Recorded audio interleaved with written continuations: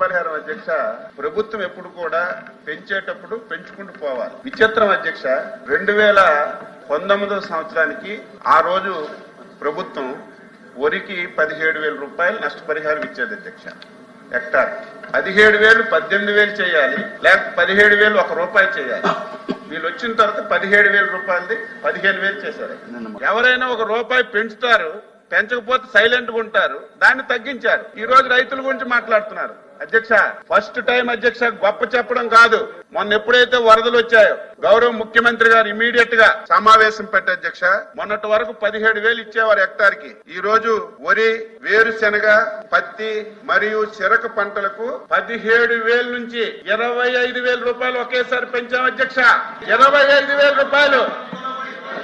అదేవిధంగా ఇతర పంటలకి 15,000 రూపాయలు ఈ రోజు ఇన్పుట్ సబ్సిడీ ఇస్తున్నాం అధ్యక్ష. ఇవ్వడమే కాదు,